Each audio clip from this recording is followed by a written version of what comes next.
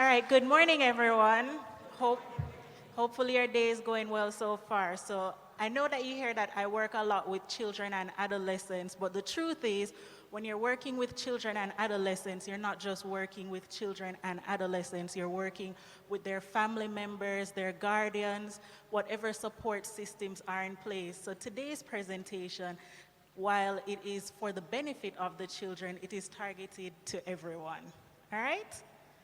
Okay, well, I was told that the projector isn't working, so bear with me. I'm just going to use my phone to keep on track. So as you know, today I'll be presenting on building resilience in children and adolescents. And why this topic, you may ask? Well, one, resilience is important. Resilience is simply just our ability to deal with life's challenges.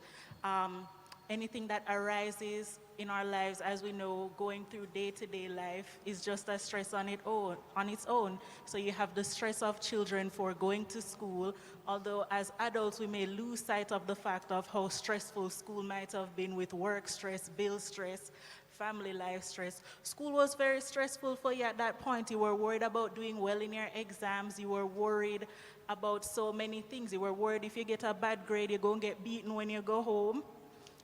So we lose sight of all the challenges that children face.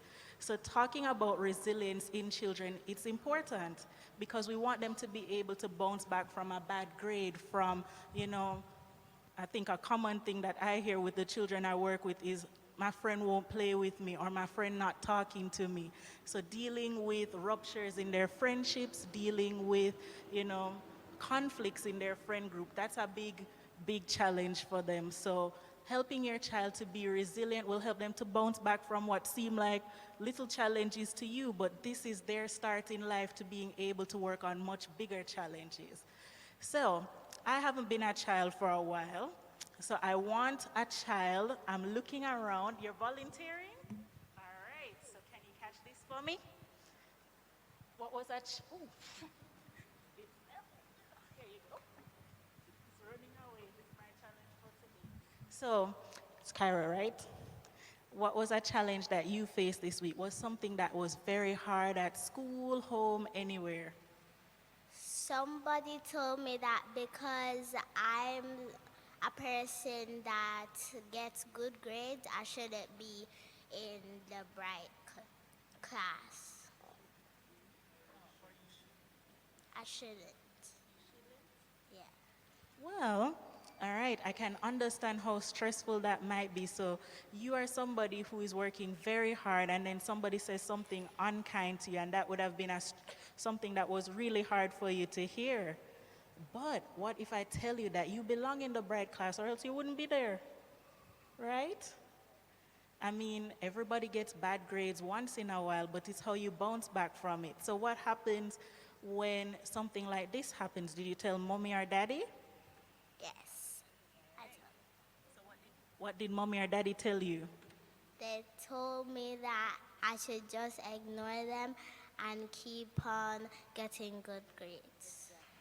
All right, so what we had there was a good moment. So um, I'm moving a bit ahead in the presentation, but everything is kind of connected. So a big part of building resilience in children is connection. So just like how Kyra was able to come home to her parents and tell them what was happening, that is really important in building resilience for children. Not a lot of children have that, believe it or not, someone that they can go to say, hey, this happened at school today. Or even if they do, they may not get the response of the parent that, is supportive. The parent might say, me have my bills to pay, now, man. That's a foolishness they come to me with. But her parents stopped and took the time. So even though it's, I said, parent-child connection, it doesn't have to be only parent-child. As stewards, Christians, if you see a child that is struggling, you could be that support system for them.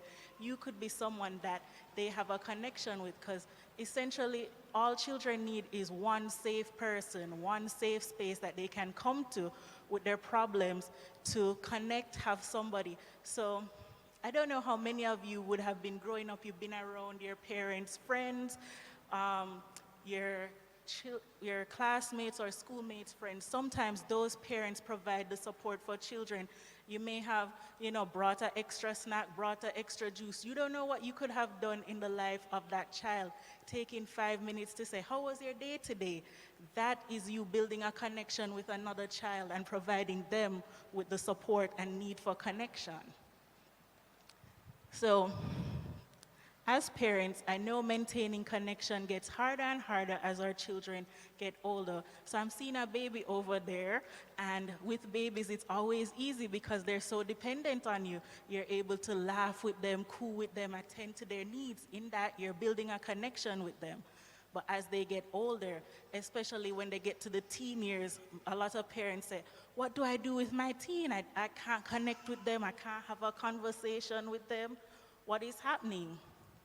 And here, I am here to suggest to you that a lot of times what happens is that slowly over time, through conversations, our children learn that we're not as responsive to their needs. So as they get older, we think that they're able to manage certain things and pull away. But we don't notice that we start the pulling away process.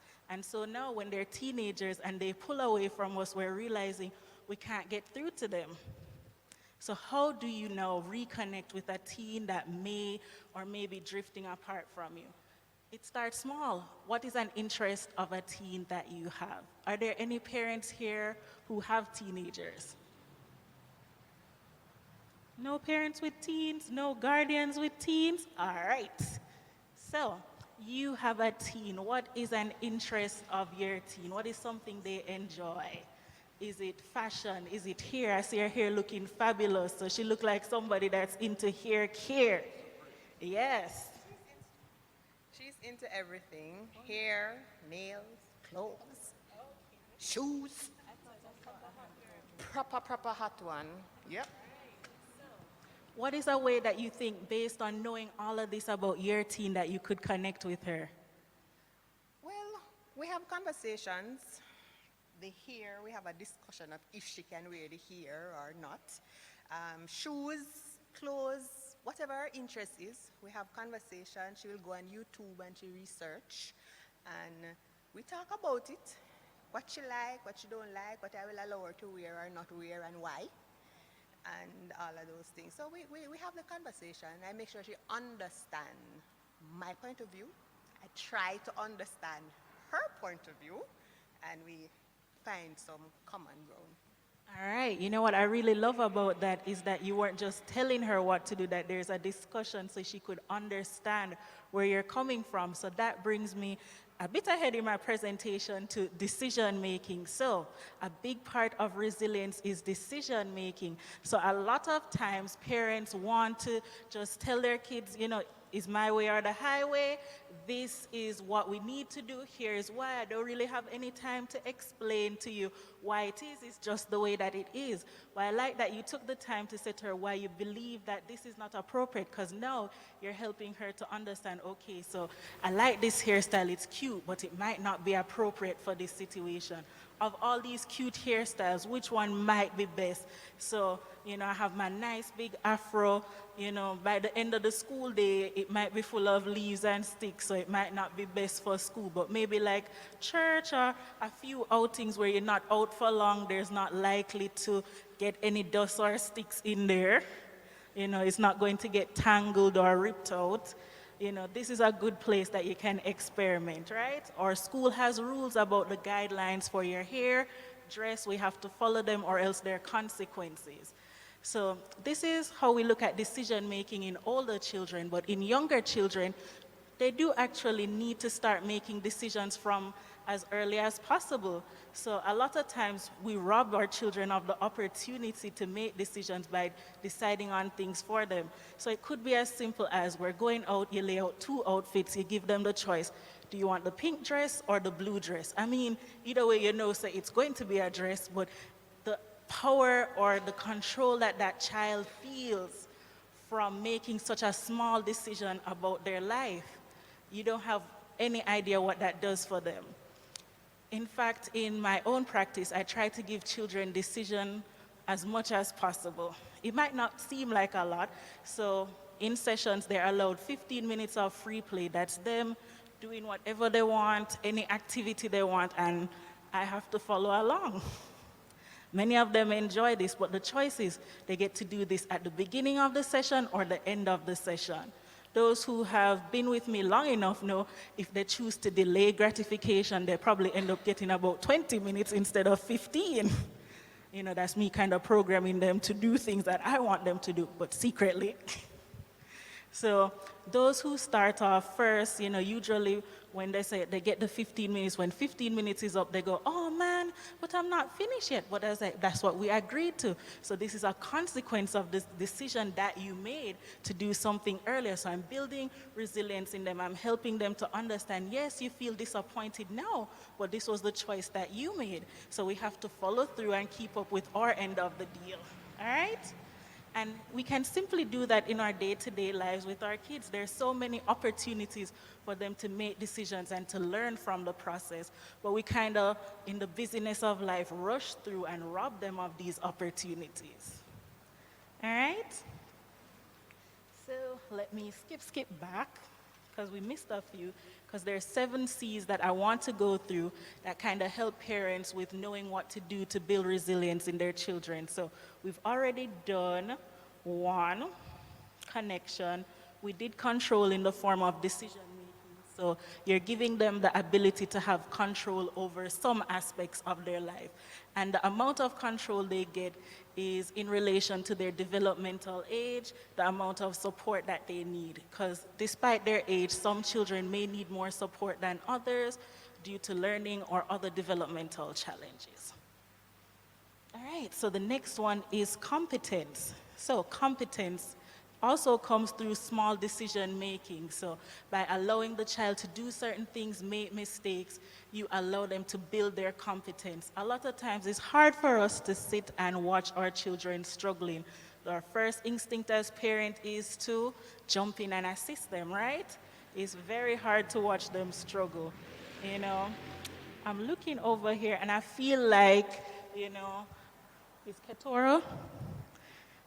I feel like you had a struggle this week. Did you have anything that you were struggling with? Nothing? It was a good week? I feel a little bit jealous. All right, Rissa, I know you have some life challenge. You had any struggles this week? No? Waking up early. That's still a struggle for me. Very much a struggle. It's a struggle, but have you figured out a way to solve this challenge? All right, what was the solution that you came up with? Going to bed earlier, that is a good solution. Did you come up with this one on your own? All right, how has it been working for you? It kind of working, it kind of working. So how did you feel when you figured it out by yourself?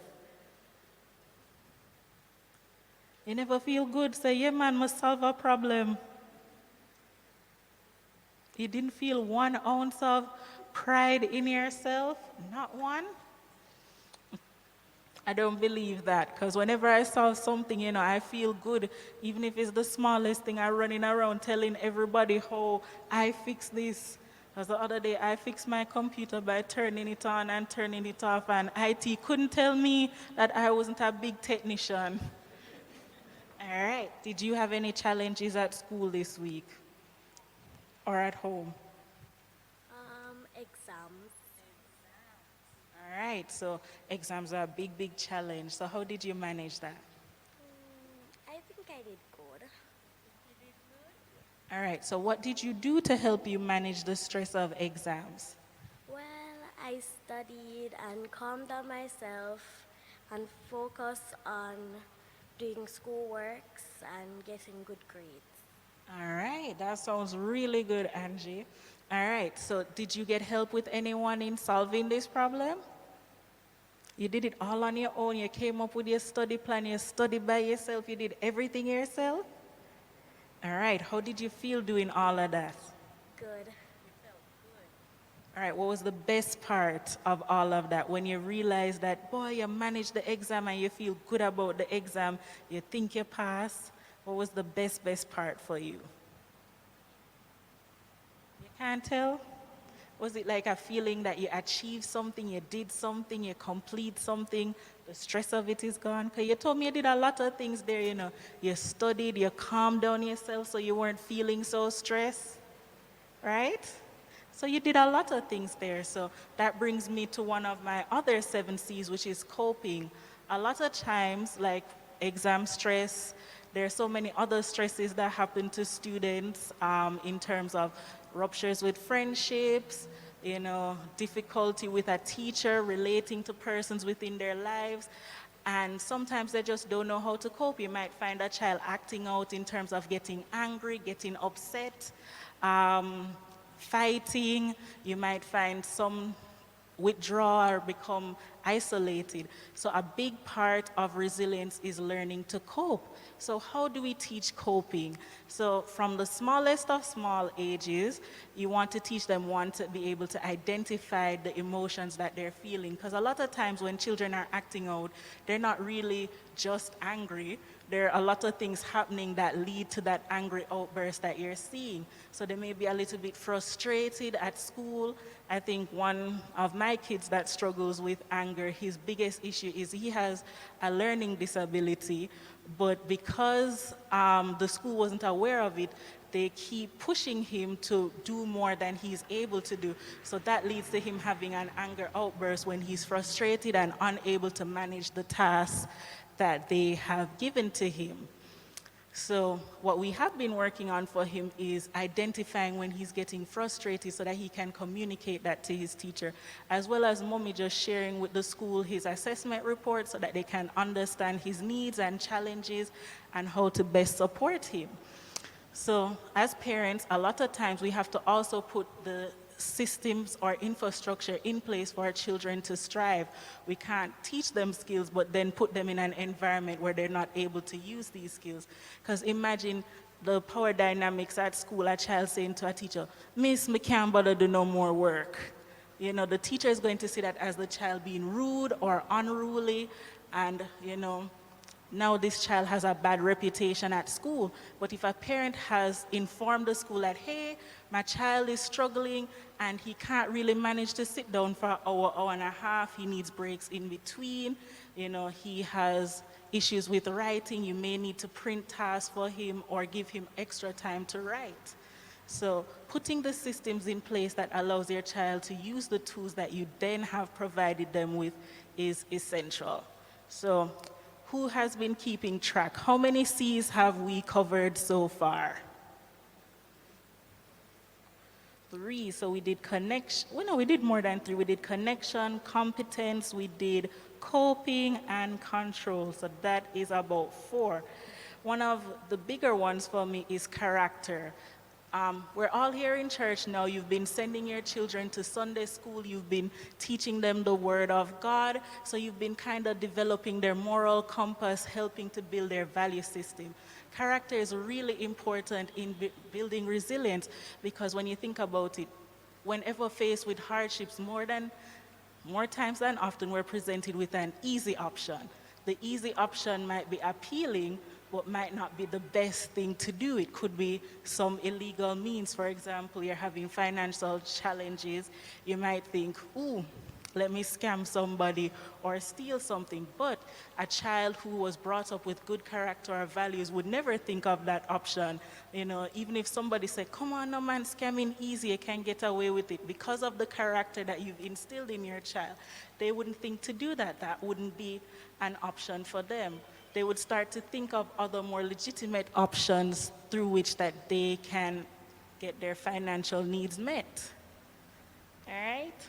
So I'm I think I've maxed out all the children over here. Let me see if they're children. Well, there's one child here.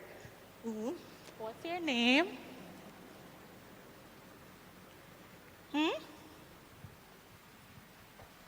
Regika. Regika, all right. What is something that your parents tell you to do or not to do all the time? So when you're out with your parents, what's something that they tell you that you should do?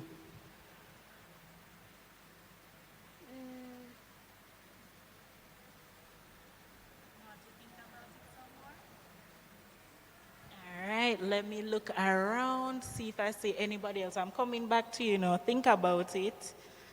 not seeing a lot of children in church today. Where are all the children? Can you raise your hands for me? Anybody under the age of 18 years? Not in spirit, but on your birth certificate. Yeah, there's some in the back. All right, let us see. Ooh, I'm walking around. Oh, you're 10? All right, I soon come back to you. All right. Hi, what's your name? Elijah. Elijah. Yes. All right, that's a good name, good, strong, spiritual name. So, Elijah, can you tell me something that your mom, grandma, anybody in your family often tells you that you should do or should not do?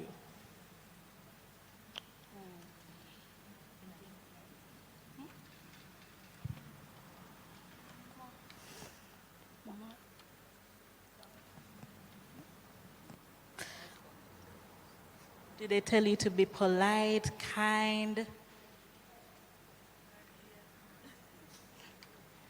Do they tell you, Elijah, remember when you go out on the road, you must keep your shirt in your pants, you must walk with your head high?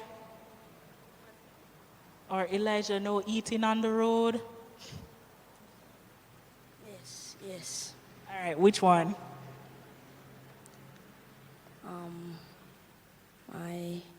My mother. Can you speak a little louder for me? My mother. What does your mother tell you?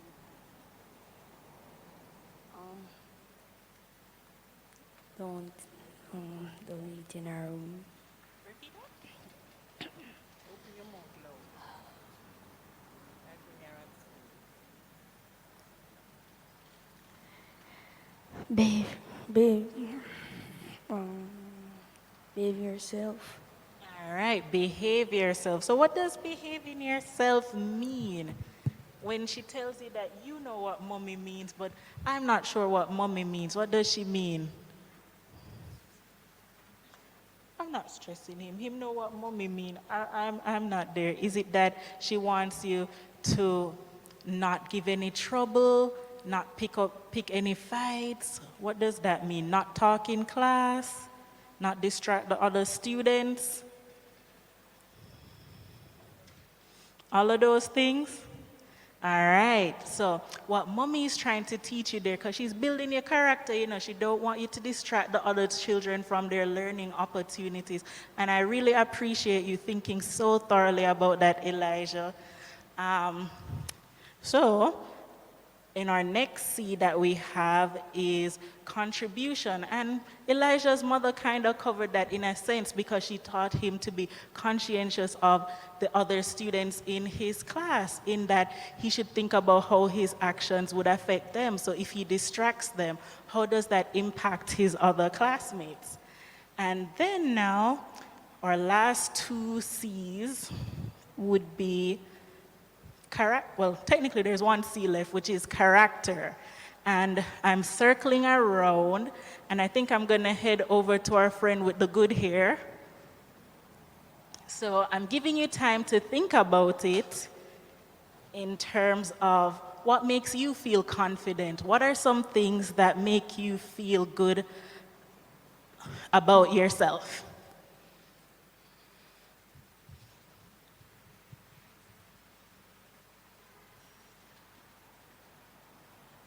All right, I'm here. No? No, so you can't come here dressed so nice and not be confident. After your mommy tell me how you're a proper certified hot girl with the latest fashion. Is a shy hot girl? All right, well, in confidence building, we have to step out of our shell a little bit. If you tell me, I will tell the people. No? All right. We'll work on that. So that's one of the C's that we need to work on for our hot friend. So building confidence. All right, let me walk around, come back. Anybody here that's feeling confident? Yeah, how could I pass you? You look like a confident young lady. No, sir, everybody in here can be lacking confidence. Not one drop of confidence? All right. Can you tell me something that your mom, guardian, or anybody has said to you that has made you feel, confident, made you feel loved? Not one thing them not tell you? Them not tell you say you're smart? All right, there we go. So you're an intelligent young lady. All right.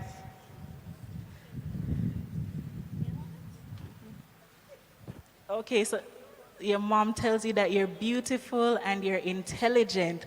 All right. I believe those things, Do you believe those things? No, what do you mean no? All right, so that is one of the C's that we have to work on with you. So, oh, thank you. So, a lot of times, even though our parents may tell us wonderful things about ourselves, like how intelligent, not to pick on you, sorry. Here we go. This one is for you. Yes. No matter what they tell us about, oh, time. Okay, so time is up, so I'm just going to wrap up real quick. But no matter what you tell your children about themselves, how smart, how beautiful, how wonderful they are, if they don't believe those things, then they will not develop confidence. So how do we get our children to develop confidence, to just wrap up quickly? You have to give them opportunities, as I said, to one, build themselves. So this happens through a process of them trying different things, failing, and learning that they do have the competence to kind of achieve things on their own. As I said, it's very hard to watch your children fail, but sometimes you have to let them struggle through so that they can feel competent in themselves. And just to wrap everything up, the main things I would like parents to take from this is one, in building your child's level of resilience, because it is a skill that you build. It's through practicing, working with them every day. The main thing is your connection with your child. Nothing else matters of what I said to you if you don't have a good relationship with your child. They're not going to believe any of the things you tell them if there's not a good relationship. They might just say, oh, you just said that because you're my mother, or you're my mother, so you're just telling me these things, but they don't really believe it, all right? So we have to work on building that relationship. All right, I'm going to end here as time is up. Are there any questions? Or there's no time for questions? Sorry, no time for questions, but feel free to contact me or see me after church.